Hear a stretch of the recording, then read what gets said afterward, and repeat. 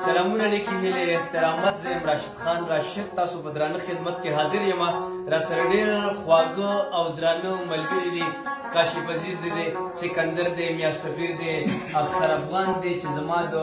زه خپل چې کوم دی نو مشر ګڼم زما ته ډېر زیات ګران دی زما یار دی زما ملګری دی زه ترې ډېر زده کړه هم کوم راسره په رباب باندې ساد حیدر چې ډېر ښکلی رباب غږوي په ګوتو کې ډېر زیات خوند دی مونږ ترې ډېر خوند اخلو تودې ټپې دي دا د ټولو ملګرو ته ډالۍ وي د راشد خان راشد افیشل پیج لخوا ټول مینهوالو دي د خوند والي ډېر زیاته مننه کوم اخر صاحب ارشاد در سره یې راشد پما دې وکړه او وکړه پتاو شان وړ دې شانې دې وړه کېرونا او مینه دې نشتا درو وایې نه دې نظر دې نه دې شونډې وچې دې نه زما دې څه او څه وکړل چې لاړې په ځان دې وکړل د یارانو مې پلونه جانان میں سے شو غبی شو لکه دغر تنظرے غد پئی کونا سمان بازی وقت تختی زما بزان دلی ونو مغازینا چارا دویلی جانان او ویلی وی جانان دے خوگ دے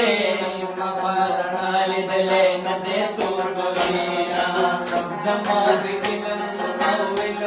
او علم پکار نه دی دغه باسم چپې دی یو څه کتابونه باسینا او سند خدای لاهو کا ماته دې ټول عمر دروغ ویلې دینا د سیند په منځ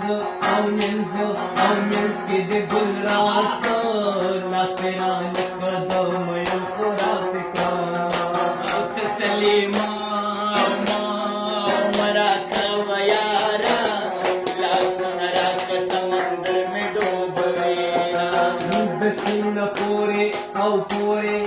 پورے یاری موکا یا باران بیا بپڑا گولی بینا او دسن پورے میاری شوا بس بکشتے مرلا دزر و جوڑا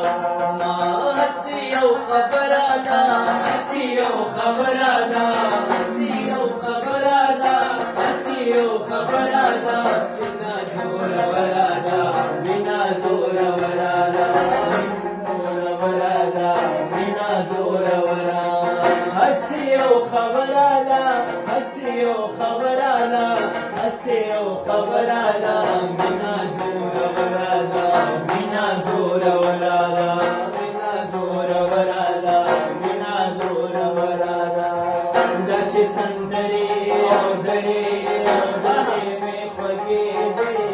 د سندر بولې خبرې خوږړې د ټپو وار سره وکړه د سندرو سپارې لوستل دي دیوارنا کا خلګې واخله سبا ووایي چې ما خوب لیدلی وونه او د ربابي او سترګې خوږې دي ټول هلکان مې د روزګار ویستې او رباب زما په غېږ کې پروت دی وړې خبرې ستا راته کوي زما د دواړو سترګو توره په زوره ژړا تا پسې کومه او د حجرې ګوټ در باندې پرېوځه چې د رباب غږ دې خښ په زړه بشېنه او چیلم د چرسو راتازه کا ماتو د مانې راوړې دینا او په شرمېږه یاره په خو ځوانانو پسې تل وې تو مکوره لا لا مولا